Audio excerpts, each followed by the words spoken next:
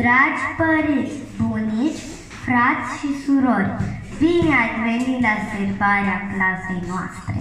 Am pregătit pentru voi poezii scrise de Mircea Anastasie Borcan. Surioara, de Mircea Anastasie Borcan. Am o surioară mică care crește la bunici și nu poate să vorbească, așa sunt ăștia mai mici.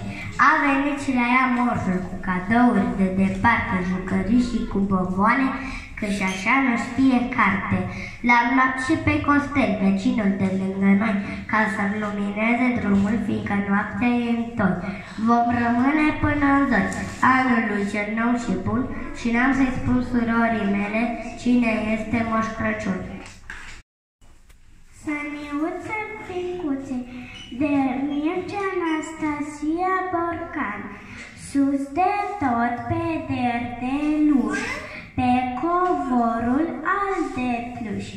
Zarvă mare e întoi, nu-i nici rând și nici convoi, care mai de care apucă, sus în vârf mai mult se încurcă, printre sănioare care stau ca să-mi coboare.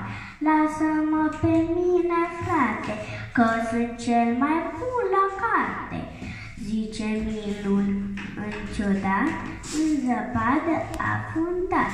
Baia-n primul cu scandal, zice-l Tinul, căci pe deal eu am casă și s-aproape decât toți, deci la o parte. Și din certa certăreață se desprinde o mogâldeață. Sania nu-i de paradă și o scândură din ogradă. A venit anul nou, de Mircea Anastasie Borcan. Prințesele scripitoare se sporește de departe, de unde soarele răsare, din ținuturi nepătate. O trompetă ca de aur, sunet lin și așteptat, cânte cu cea duce anul nou, ca mândru împărat. Adunați-vă copii și zâmbiți pe depărtare, că numai așa îndrăznește să ne umple de culoare. Ta, ta, ta, se aude anul, la, la, la, zicem apoi, și cât plutește ecoul, zilele sunt printre noi. Cu vița albă, de Mircea Anastasie Borcan. Din poveste am plecat și am luat-o prin pădure, pe poteca dinspre sat, știți voi cea cu frați și mure. Bunicuța mă așteaptă, acum când se stinge anul, cu cadouri de n-ar apărea lupul să-mi încurce planul. Merg cu teamă și cu frică, vânătorul din poveste de mult s-a pensionat și scăpare nu mai este.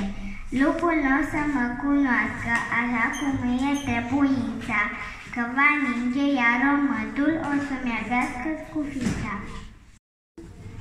Foc de neam, de Anastasia Mircea Borcan.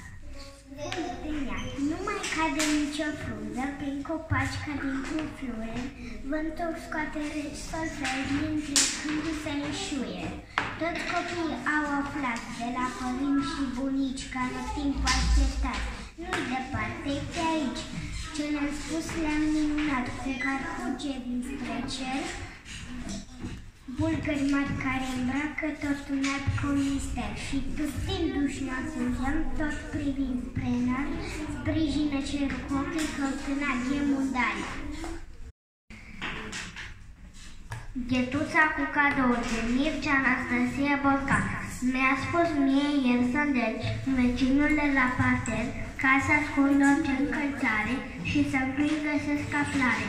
Mână nu trece o noapte, nu așa ca cele toate, una din care te scoală și oaptă mame cea domolă. Nu te duce la spălat și te îndeamă la încălțat. Ca să le zicești mecherii în pantofi, stol de cutii, de-aia m-a scos pantofi. eu mai întâi. În locul lor i-am pus pe tate, ca să încapă multe jucării. Joc pe gârlă, de Mircea Anastasie Borcan. Lângă satul nostru curge un râu limpede curat, cum îl pișcă puțin iarna, pe îndată-i înghețat. Doar odată, într-o zi, strălucind un pic mai tare, soarele ne-a păcălit. Cu o hazlie întâmplare, ne-a luat pe toți de mână, dornici ca să patineze, și lasă în urma sa cercuri mici și paranteze. L-am urmat în graba mare, bucuroși, furați de joacă. Jumătate ne-am trezit, cu galoșii plini de apă. Colin de suflet, de Mircea Anastasia Borcan. De cuzor și până în seară este vremea de colindă. Sus copile te coboară, că e nalva noastră tindă. Hai să ne adunăm în grabă, începând cu cel mai mic. Dacă nu știe să cânte, e bun la bici și la pomnic. Unde mergi pe la ferește, strălucesc lumini în grad. Arde luna peste fulgice, din cer în sufle cade răvăța și ia zăpada. E un drum plin de colinde. Sătenii deschid o grada stâncilor, ne dau merite, iar prin aer și omor, noul an e peste tot.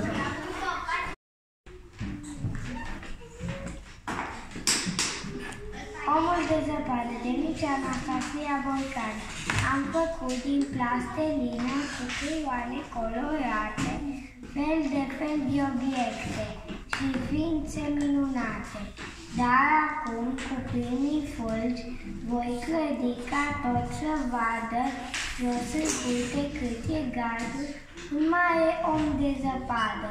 Nasul va fi din cărbune, ochii două mici alune, nasul de la Python, din copertă de carton, pălăria lui Chaplin, glumețul nevoie mare, mă topeam cu el de râs, pe cum omul meu la soare. Îngeraș, de Mircea Anastasia Borcan, pe un vârf te coboară, îngeraș, și te așează ca un vom pe groapă de copilaș. Somnul cald să-l veghezi, îngeraș, drumul lung se pare plină și așterne în pași. Intră în casă ca un pinchen dintr-un vis de seară și te duc cu primizor mult de lumânare. Când plecăm cu moșul Elena în lumini de bași ne lași, te chemă să stai cu noi, îngeraș. Turnul lui Moș Crăciun, de Mircea Borcan. Am văzut mulți camatori ce duceau pe cap, pe spate, fel de greutăți, unele pe celălalt. Ori se cadă, mai că nu punem să coadă. Eu un simplu camator și cu o glumă răsuflată. Dar acum că este iarnă, circul nu vine la noi.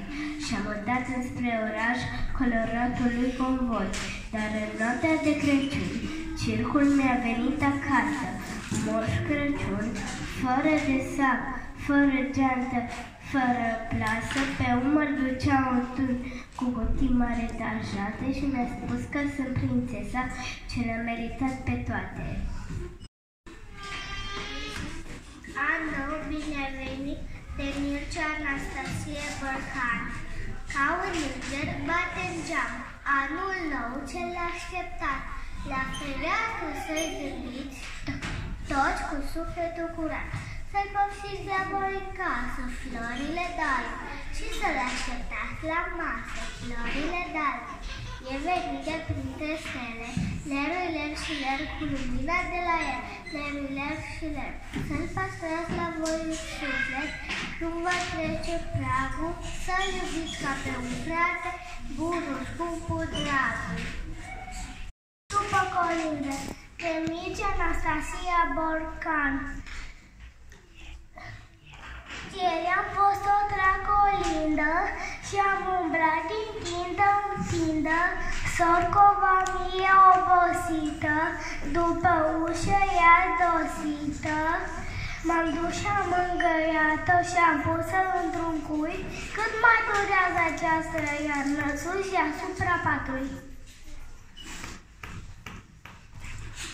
Mircea Borcanu, casa toată este plină de așa mirosuri multe, că de-abia își face loc cel al bradului de munte. Deci a mai trecut un an jos din pat. Eu am început un pantof, nu mai mânca pe tii, ce mare am crescut. Pomul de iarnă, de Mircea Anastasie Borcanu. Pomul meu de iarnă e frumos, frumos ca o poveste. Mircea de răuțeți, stile de arap, alți consumele. Dar ce mi-l-a văzut, la tata mătușica. Pe curcolurate aprete și cutie în faze scrise. Frățiorul meu mai mic, mai împiedicat pe stic.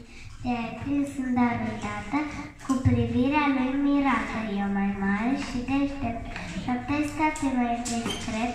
Moș Crăciun, ce-mi dai mie de sună poezie? Da, mămica artistică, Mircea Borcanu. Pe mămica eu nu știu să colin, să covesc, sunt prea mică să încerc ceva să-i povestesc. Acuzarvă ce în casă găsesc o sărbătoare, îmi miroasă prăjituri și sunt doi pe coridoare. Pe semne că atunci când ninge o întâmplare ca aceasta, că se face foc în sobă și cu flori plină fereastra. Pe mămica eu nu știu socoli, am dat 7 ani, de aia dau felicitare cu scris mare la mulți ani. Vacanța de iarnă de Mircea Anastasie Borcanu. Vai, ce mult sunt așteptate zilele vacanțe albe, când drumul știut spre școală îl schimbăm cu dealurile date. De cu zor și până seară, nici tu lecții, nici tu clasă, norochii cu raza lunii să ne îndrume către casă. Dar cum doamna învățătoare nu-i de aici, din oraș, îi trimitem cu mult drag de an nou un mic răvaș și porni cu micul mare prin istoria fulguit către școala de brad, ca să spunem un colind. Colindă pe Mircea Borcanu. Ha-ho-haușile, doamne, vânătorul căciun, apăce din zona drum. În poiana muntelui, în sălceavui domnului, cu colă la mânete, cu copitorii, îi plecă ca să colinde. Ho, ho, ho, nu vă n-amați și nu vedeți pe ce s-au uvit, ce nu străcit. Astfel veu ce spânt, pacea duce pe pământ. Bun de clopoțel, cling, cling se aude, iar un clopoțel zglobiu afară. Fum cu sufletul la gură să văde cumva trăsură, niște humio sănioară din albastru cel coboară, iar în ea înfoforită zâna iarnă ce-a dorit. Se grăbește spre sat și e toată noptată, că atâta treabă are sentită mătunzare. De-aia îi pus la orice casă un clopoțel din salva sa, trăștiu și nu știi cât dorești din el că ar fugi de ea.